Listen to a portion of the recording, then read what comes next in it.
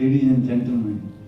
It's nice to be here, and it's a great pleasure to talk about some collaborative work. The work started in Jain-related work, which what you are going to related is it started from my children. They were growing up in the UK. This is about 50 years ago, and they were learning quite a lot of Christianity. And they said, "We are Jain. What is Jainism?" So that started my working into the basics of Jainism. कि ये अपना Jainism, ये जैन धर्म है क्या है, और बच्चों को कैसे बताएं. उनको सिर्फ कहें कि महावीर स्वामी हैं, आदिनाथ जी हैं. Without that itself is not sufficient. What you have to do कि उसके बेसिस क्या है, कहाँ से निकला है, उसकी पहली सीढ़ी क्या है, दूसरी सीढ़ी क्या है. And also it has to be for modern mind, young mind. अपन तो सब अपने अपने दिमाग में we are all settled, rigid and fixed. But to make it understand today, young children or young boys or young generation, what you require is a totally new look at Jainism.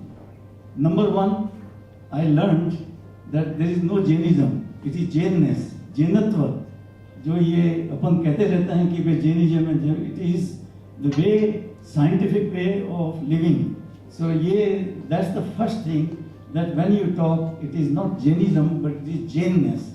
And so I will take you further, but that was the beginning, that first remove the concept of Jainism but talk about not ism but scientific way of living जैननेस.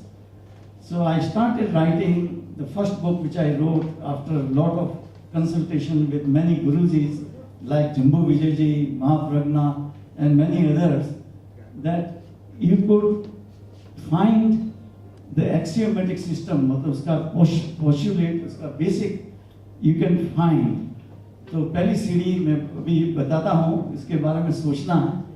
जीवोति कर्म संयुक्त, आप सुनेंगे गाने में भी. तो that's noble truth one of Jainism. The soul exists in contamination with karmic matter and it longs to be purified. तो इसमें कितनी चीजें हैं. ये पहली स्टेज है, इसमें किसी का नाम नहीं है, जैसे कि अपने नमोरी इंतान में किसी का नाम नहीं है. So the first stage is कि you believe in existence of soul. आत्मा अजर अमर है. ये अपनी पहली सीढ़ी है और ये पहला गाना है. It depends on the first noble truth, second noble truth, third noble truth. So I will just give you. फिर कार्मिक मैटर आता है. I won't go in the great detail. और फिर आता है कि contamination, that it is got contaminated, that we are all soul is not a pure soul. अपनी जीव है वो it is mixed up with karmic matter. पर कार्मिक मैटर कहाँ से आता है? बच्चे पूछते हैं कि कार्मिक मैटर बड़ा क्या है. So Jain had a concept years ago कि देखते हैं इलेक्ट्रिसिटी है वो इलेक्ट्रॉन से बनती है. कितने लोग जानते हैं इलेक्ट्रिसिटी इलेक्ट्रॉन से बनती है? आप सब लोग जानते हैं? हाँ, देखो ना, सब जानते हैं. और लाइट है वो फोटोन से आते हैं. That you also know. So many of the substance which we can't see, many of the particles which we can't see. And Jain has a concept of karmic particles which are named as karmons. Karmons now has become a standard word what I coined in 1990. So आपने क्या सीखा? Number one, Jainness. Jainness is number one. उम्दा इंसान, और वो तो कभी न भूलने वाला दिन है क्योंकि उनके साथ ही मेरी फिल्मी जिंदगी की शुरुआत हुई है. तो वो गीत जो उन्होंने गाया मेरे लिए, उसका एक मुखड़ा आपको सुना रहा हूँ क्योंकि वो गीत मार्केट में नहीं आया है. जो विशेष हमारा जो आपको यहाँ बुलाने का मकसद है वो ये है कि कांति भाई की एक किताब जिस पे हमने काम किया है, और जैनिज्म पे और जैनिज्म के साथ जो साइंस है, विज्ञान है, वो दोनों का कॉम्बिनेशन इतना खूबसूरत उन्होंने बनाया है. और ये बात शुरू हुई है कनाडा से.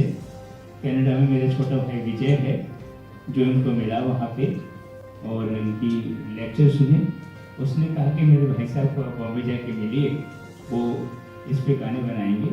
और वो खुश नसीब दिन आज आया कि वो सीडी हमारे साथ है। तो हमारी दोनों की काविश कोशिश का नतीजा है। दोस्तों, बहुत बढ़िया गाना, 2 गाने तो मुझे खुद बहुत पसंद है। बाकी 4 गाने तो अशाए हैं, उनमें सिद्धांत हैं जैनिज्म के। जो 2 गाने हैं बच्चों ने ही इस नाम को विस्तार दिया है। और अपने गीतों की बदौलत मैं दिलों पर छा गया, अपने गीतों की बदौलत मैं दिलों पर छा गया, ये ना कहना प्रेस को इम्प्रेस करने आ गया। दोस्तों, और ये जो किताब है कि दोनों भाई बहन हैं, सीडी और किताब। दोनों भाई बहन हैं, सीडी और किताब।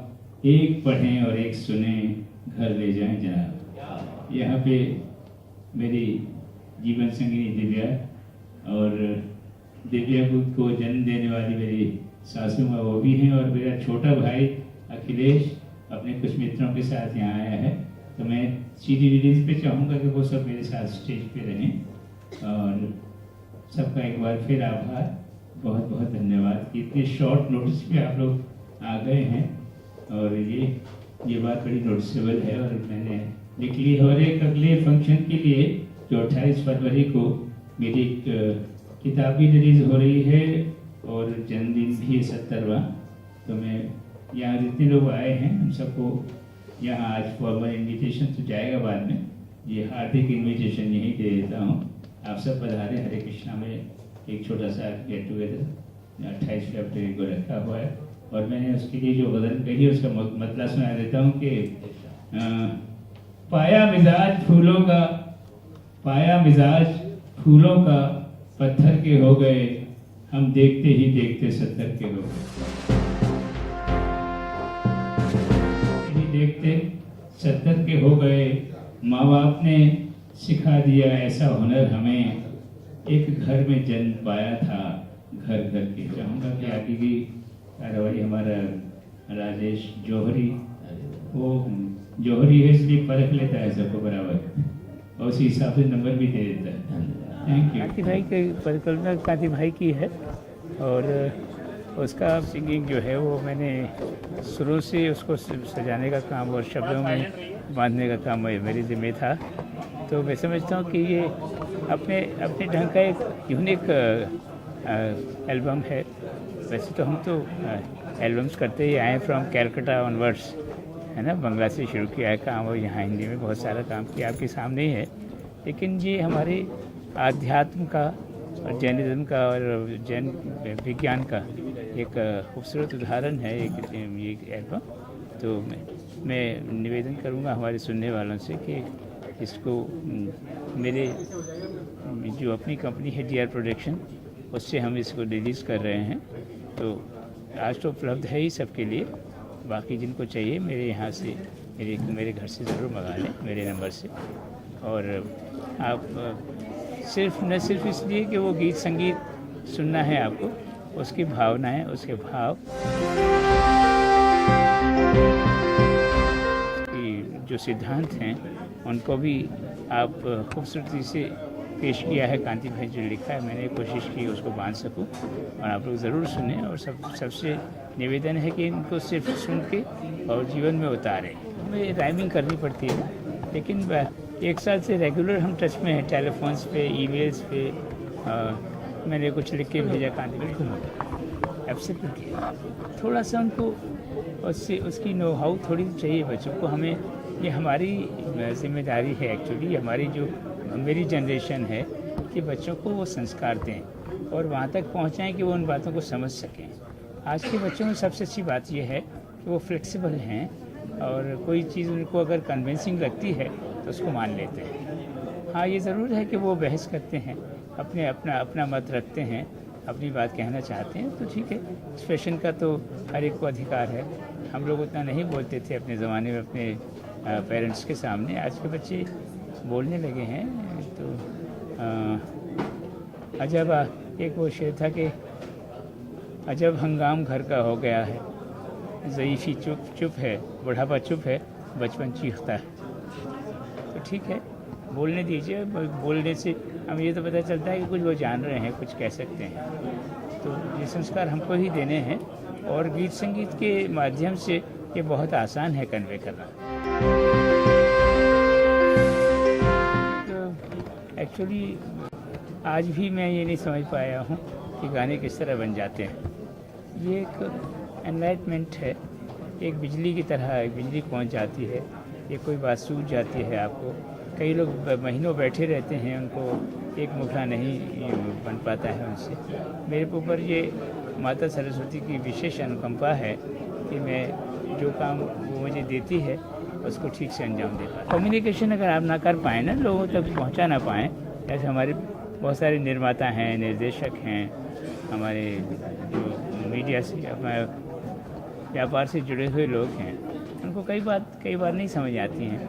लेकिन मेरे साथ जिन लोगों ने काम किया है उन्होंने बहुत विश्वास रख के काम किया है। राशि वालों के साथ मैंने 19 फिल्में की हैं और सारी म्यूज़िकल हैं। आप देखिए, 2 फिल्में राज साहब के साथ की, दोनों ही बहुत सफलतम फिल्में हैं, गंगा मैली और Hina.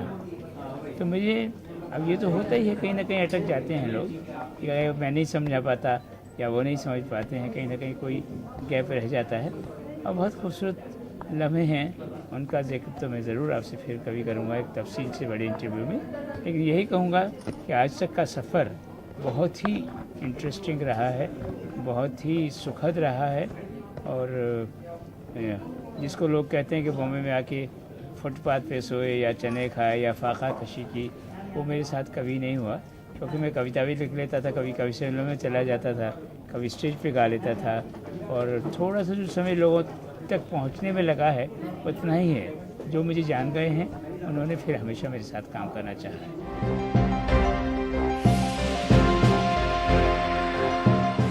And curious about the scientific aspect of any thinking. And Jainism or Jainness is one of the media, one of the dharma which allows this particular aspect. And what one needs is a focus, because it is a vast area. There are so many big brains have written about it, but to bring it into the current terminology, into the current thinking, in the current way of expressing things in terms of current science,